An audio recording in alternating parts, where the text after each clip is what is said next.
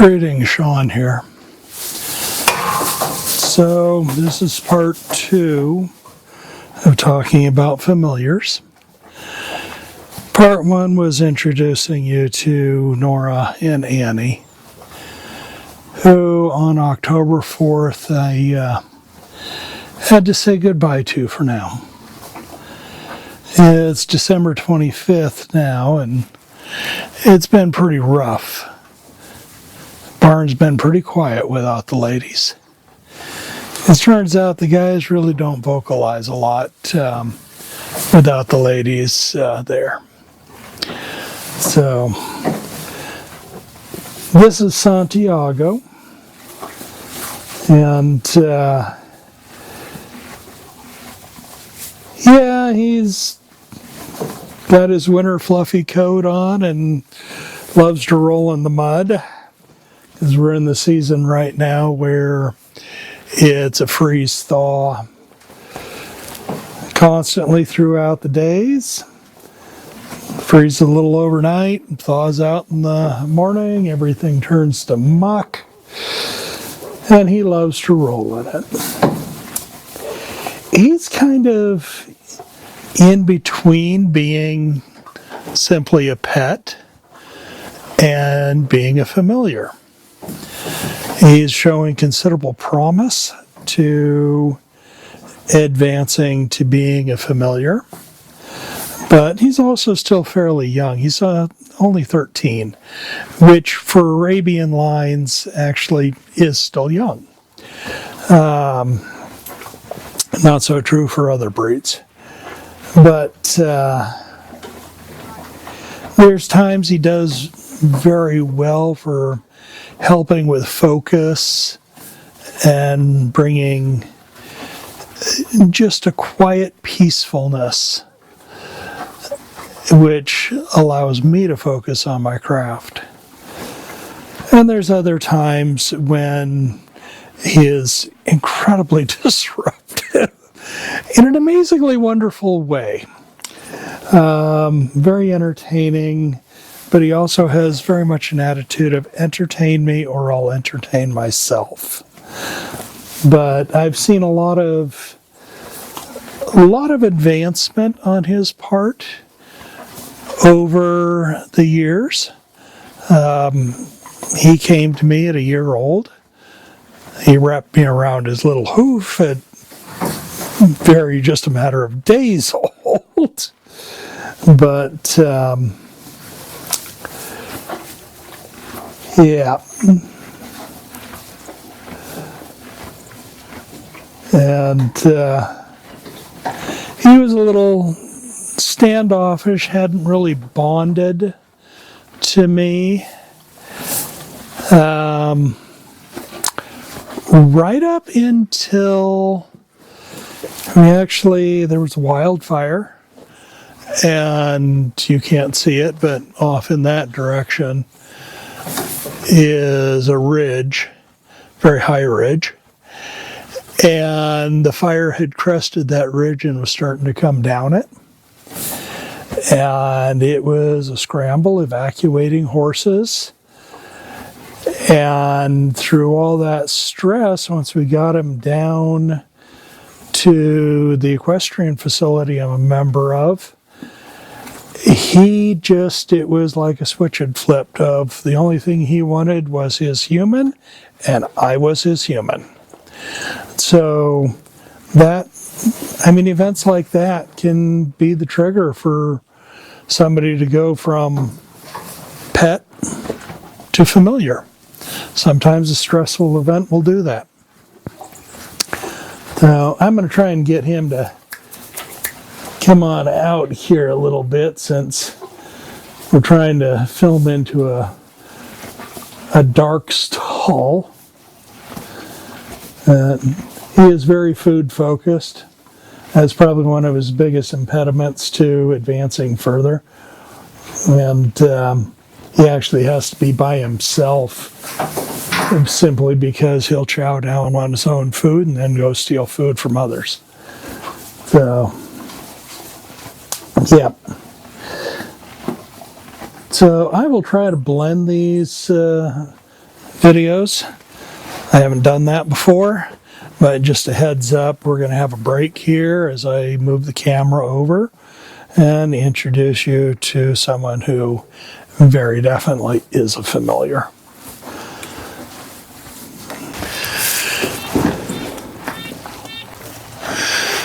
Okay, and now we're here with Spumante. This guy absolutely is a familiar. Of a helper. He's the one that will walk away from his food to stand over the far side of the paddock here when I've been filming in the past. And he's just there and creates this pool of the world in kilter. And it just does so much to help me focus on my craft, to focus on what I'm doing, drop the worries of the world away. And he's an interesting story. He came to me when he was 6. He's 20 now. And the first time I went and saw him, it was just, okay. They had him in a box stall, had pulled him out into a round pen for work, and it was okay. Yeah, good action, looks like sound horse, but the spirit, the connection wasn't there. Well, I've since found out he truly hates being locked up in a box stall. So what I was looking at was a depressed horse. So it's no wonder the spirit wasn't there.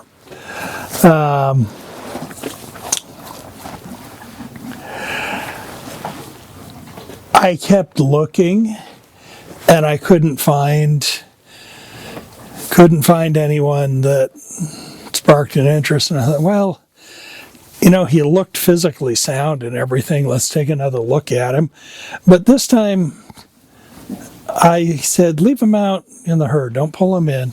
I want to see him interact with the other horses and everything. Completely different horse.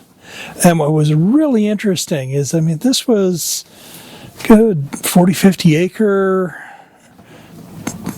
pasture, I think. Big. And he and the other horses in there were at the far side of that deal. And we walked down as a group to look at him, and just standing there at the fence. He is the one that alerted on us and just laser focus immediately on me. Made a beeline for me and was just sniffing all over, and it was just, he chose me. And the bond was right there. The other horses came in, and they obviously thought maybe I was giving out treats or something, and they were trying to push him out of the way because he was not at the top of the pecking order and wasn't at the bottom, but he was at the lower part. And he just got mad at him and refused to get shoved out of the way, even though on the pecking order he should have yielded, because he was not going to move away from his human. And that's when I just said yes. So we went through the process, and he came to me, and right from the start, it was just, he was focused on me to the point where I really couldn't be there to observe most of his training because I'm not a horse trainer. If I had to, I could do it, but there are people far better than me. I've assisted in the past, but I don't confuse myself with someone who's a professional horse trainer.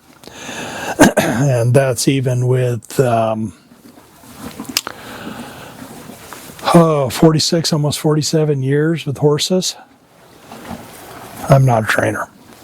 But I had to not be there or hide so he didn't know I was there, because he would stop paying attention to the trainer and only pay attention to me. He was that focused. And it's just gotten more so that way of, if I'm there, it doesn't matter who's holding the lead rope, the reins, whatever, I'm the one he's listening to. And that's not usually how it is.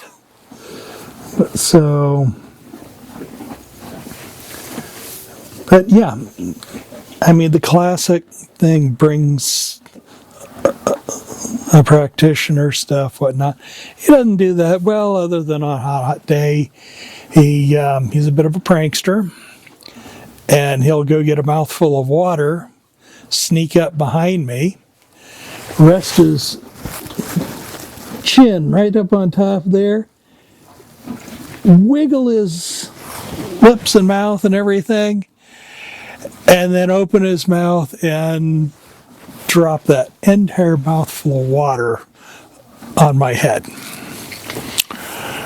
So he does bring me some stuff that can't get mad at him. I know what he's doing, and I know I can't get out of there fast enough, because if I start to move, he dumps the water immediately.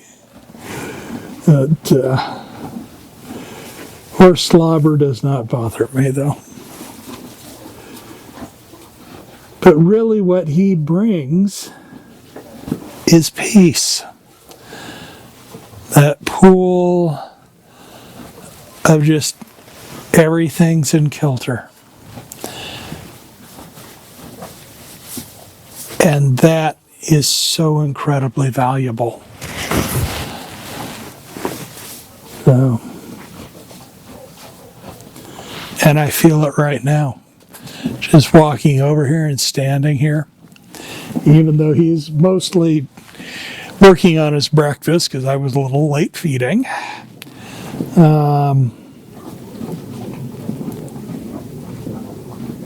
Yeah.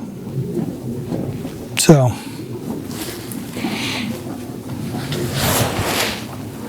friend, familiar, heart horse. He will always have a home with me. And, yeah. Okay, I'm going to move back over to where I've shot videos in the past. Are you going to come up here and say a little more?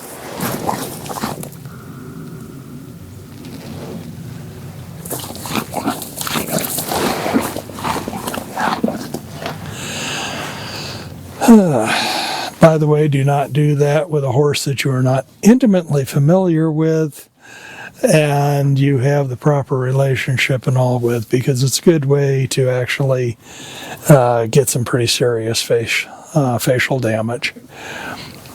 I am a classic example of somebody watching how I interact with my horses.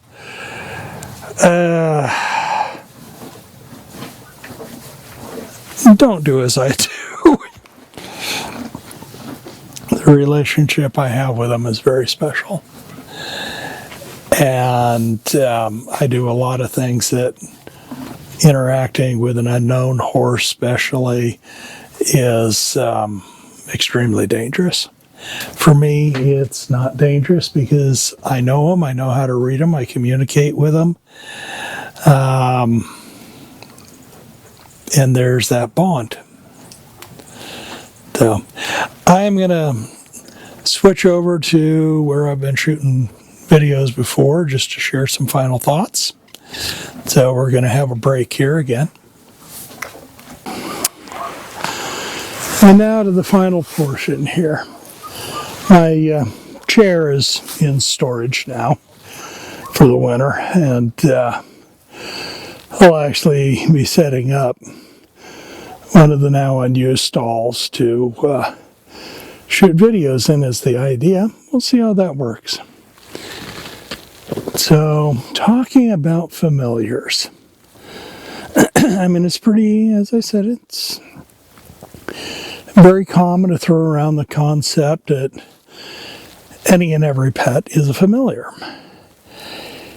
And there can be pushback on that to say, well, no, that's not the concept of a familiar. They go out, they spy for you, gather information, bring you things.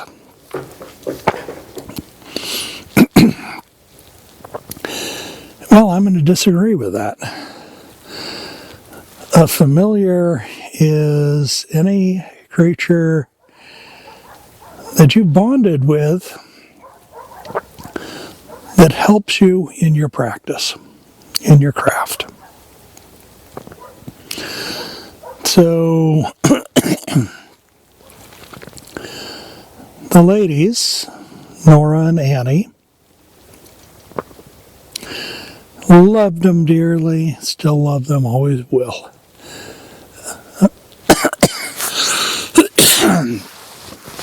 And they brought me a lot of joy. But I can't really call them familiars because they didn't really help my craft. They help bring joy to my life, and headaches, and worry, and joy.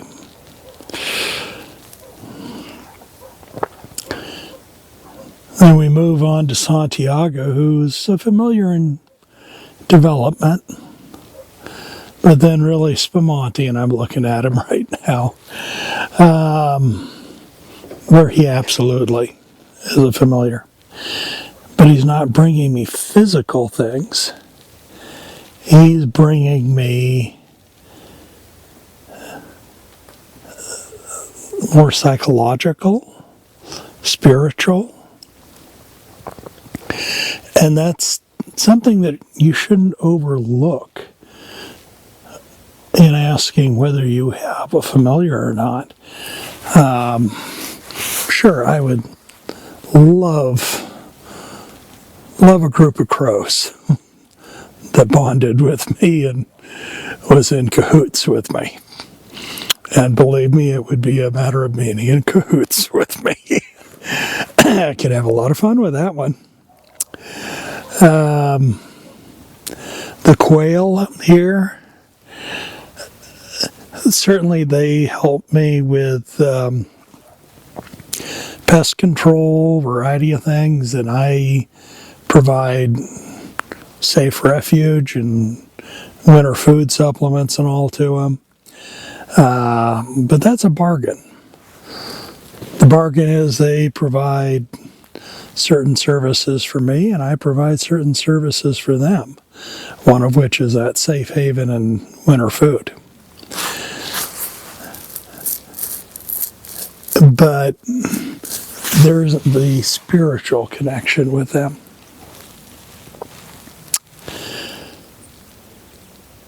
Now, if you think back to the first video I did here, I was saying I was missing a mic clip and a mic muff. Well, you probably can't really see it since it's black on black here. But I've got the clip and I've got the mic muff back.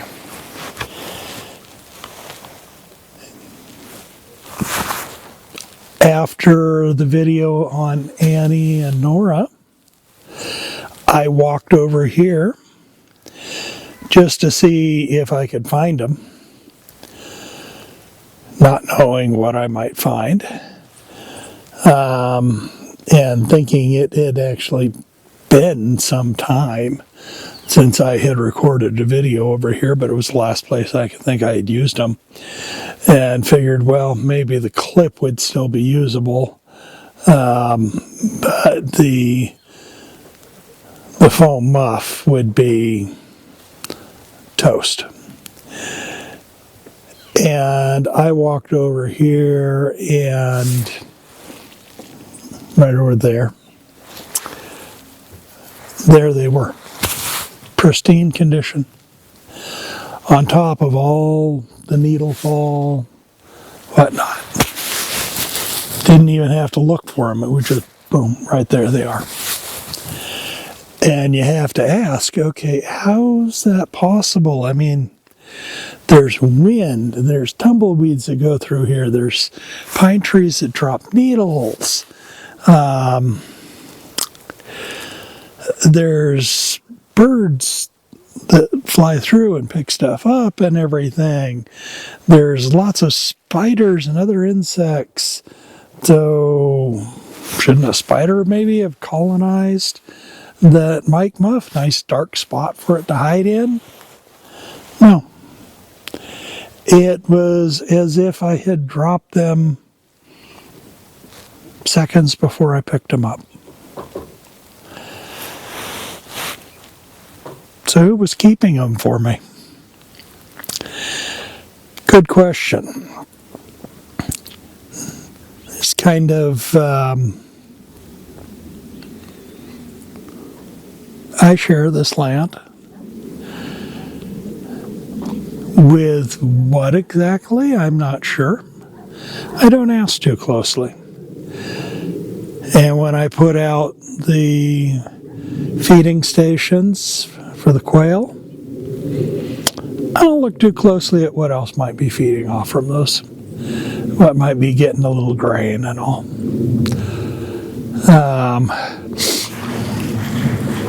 Excuse me, it is cold out here and my nose is running.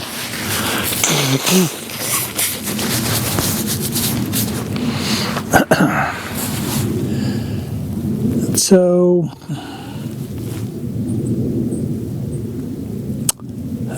my take, somebody saw me drop it, picked it up and stored it for me. Out of the elements, kept it clean. And when I came over here emanating the intent of trying to find it, they quick put it back out right where I'd find it. Are they a familiar? No. Certainly they help me with little things like that. They're very nice about not playing pranks or anything. But there isn't the spiritual bond that I experienced with, say, Spumante. It's an alliance where we benefit each other, but we also respect each other's privacy. So those are my thoughts on familiars, and I am not going to be a gatekeeper of what is and is not a familiar. I'm simply going to say, think through, and if you have someone you consider a familiar, ask yourself, okay, why exactly do you consider them a familiar? What is it that they do? And I think some people will find that if they really look at it that way, it's going to come back as it's more of a pet, which still is very valuable. And some people are going to be able to say they help their practice in the following ways. And yes, they're familiar. The one thing I do think needs to be there for a familiar versus just another that you're in alliance with is a spiritual bond. So those are my thoughts on it, and I'll need to get this wrapped up and convert it over into a postable format. And We'll see if I can start managing to post a little more frequently. There's plenty of things I want to talk about, but it's amazing how much time running this place takes. So hopefully your new year is starting out well. My new year starts with the solstice. I don't do my new year off from the calendar. So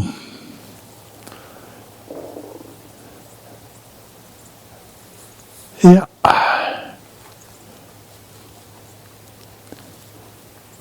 May this time have been peaceful for you. And no unpleasantness. Or if there was unpleasantness, may it have passed soon. Good day.